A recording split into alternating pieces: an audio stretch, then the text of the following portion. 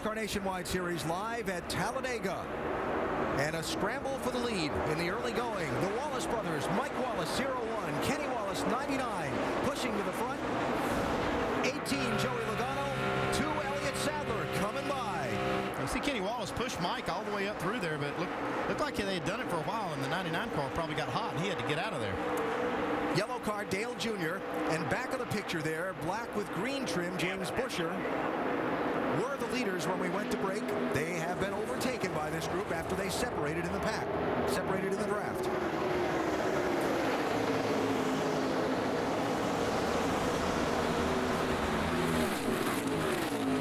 Position swap. Sadler and Logano executing that nicely. Good switch, good switch. You got 2 right behind you. The longer we go, the more often they're going to have to switch, because they're really not cooling down a lot when they make that switch. They're not going all the way back down as low as they'd like. They can only get to maybe 220 as a low. And so 220 to 250 is about the range that they can run. They have to switch a lot more often as we go here. One of those drivers with not much experience up front there, Ryan Truex in that 20. I talked with him a little bit this morning about this.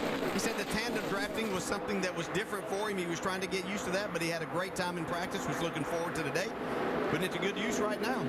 Truex showing him a check. Truex, 20 years old, from New Jersey. Let's check down the pit lane, Dave. With Tony Eury Jr., who's a crew chief for Dale Earnhardt Jr. Of course, this race is not very old, Pop, so there's a lot left to discover, but we were watching Jr. be the pusher for a number of laps. It looked like maybe 10 laps. Is that something you were anticipating he could do? That's what we worked on to do.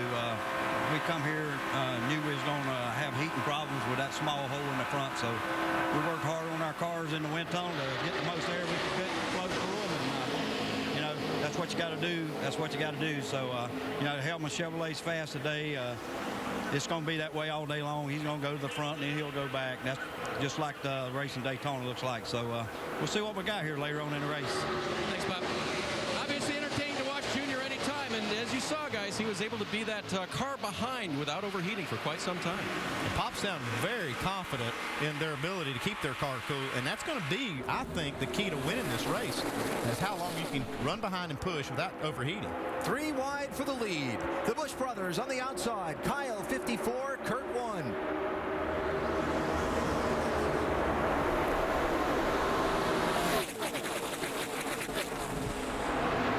Let's call this a hybrid pack. It's a pack of cars, and about half of them are tandem racing.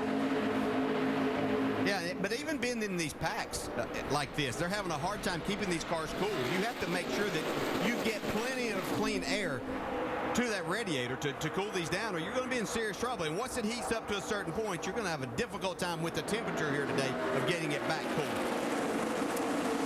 So the Busch brothers to the point. Michael Annett, 43, runs third. Single file, Kevin Harvick is fourth in the 33. Doc? Yeah, and Kevin Harvick led the race and then suddenly dropped like a rock back to 24th position. Here's what he said on the radio that happened a moment ago. Too hot. I got to get out of the pack here. I'm 260, 270. Got to take care of it here. I've already blown it off twice. I learned a lot right there. Did you see those 3 cars pushing, Billy? When we were doing that, I mean, it was big. By blowing it off, what he means is the pressure relief valve, and now he's under pressure on the racetrack, but he thinks it's just getting too hot and blowing water out. Remember, these are 5-gallon radiators. It takes a long time to get hot, but once it gets hot, Andy, it takes a long time to cool down. Now he's on his way back to the front. Yeah, it does, Doc, because they still, in the pack, they don't have real clean air when they're running in the middle of the pack, so it still takes a while for those things to cool off unless you're the leader and have that clean air. But that blow-off valve, that pop-off valve he's talking about is really just a fancy radiator cap. Trouble might be what you see right here. This is Johanna Long, and that smoke out the exhaust tells me that she's probably lost all the water and is overheated. The 19-year-old, one of the many drivers making her Talladega debut in the Nationwide Series, but is not going to get all the laps she was hoping for today. Yeah, and as a driver, your only way of knowing this is there's a vent tube that comes out, and it will blow the water. When it gets too hot and the water starts coming out, it comes out on your windshield. And then what what happens when you run out of water, your temperature gauge actually goes down. You think you're okay, you think everything's fine because you're not overheating. Yeah. But the reason you don't see that is because there's no water to read on the gauge. Yeah, it's not blowing any out, and your temperature gauge doesn't show any, so. Next thing you see is just what we saw with Johanna Long. windshield tear off flapping around on the 88 car? Yeah, that could be. It's not a bad thing for Junior, I'm sorry, for Cole Whitt. Right there, as you see that. We saw this yesterday in practice, but that gets on someone else's grill when it finally does come off of there. Then you could have a serious problem in a hurry. Yeah, that'd be done quickly. Yeah, it does have adhesive on the bottom of it. Caution. Caution is out. Wave them off. Caution is out. Wave them off. They threw that caution for that 70 car blowing up. They're probably going to check for oil because she did blow that engine. That's very, very psychic of you, because that's exactly the reason I'm just told now is for the caution. Awesome. Okay. So I get it right every now and then. Expert of you is probably the better word.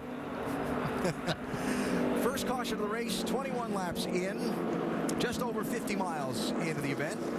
Let's talk pit strategy, because it's different here than it would be at most places where tires versus fuel is concerned. Well, track position, too, is not so critical here because it's going to change so much all through the race. You're not really trying to get, I mean, you don't want to lose it. You want to try to make the best stop you can, but they're going to pit, put tires on maybe. They'll put fuel in for sure. Tires are not going to help a lot, but if you got to put fuel in and you've got time, you might as well put tires on. I'd say a lot of two-tire stops we'll see today. Right now, especially, this is only 21 laps in. It'll take about a can of fuel. They can put a couple of tires on in that amount of time. So I expect to see a lot of two-tire stops and fill it up with fuel. Not an unusual thing in a race lately at Talladega where you're planning a three-stop race where you'll change rights, then lefts, then rights. And there's one other thing.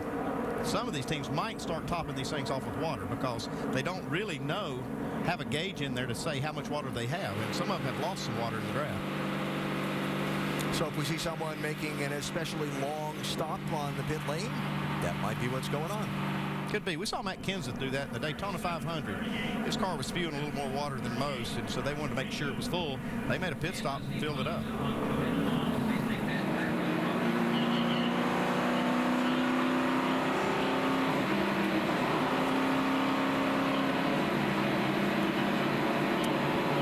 Some 87 degrees today at Talladega, and inside those race cars that are now all up to temperature and that heat all throughout the race car, it's not your comfy seat in the office. No, it's not that, and the design of these cars is to keep air out of there, so it's extremely hot inside today.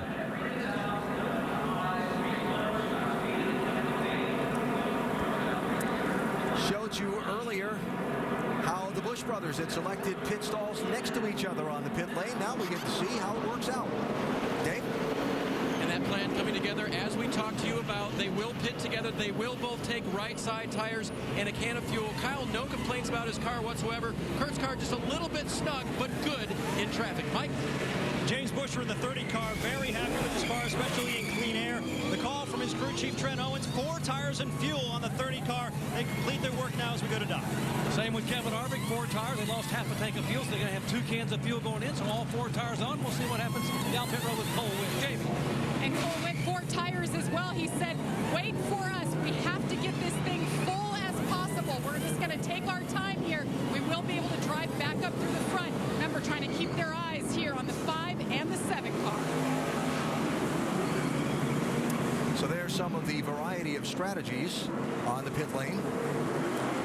And a variety of strategies being played not on the pit lane, as championship leader Ricky Stenhouse Jr. stayed on the racetrack to lead a lap and collect the bonus point toward the championship. He'll probably lead a lap sometime today, but he can guarantee he'll lead one there. So first caution is out. At Talladega Superspeedway, the action fast and furious on the pit lane. Here's Hollywood Armstrong.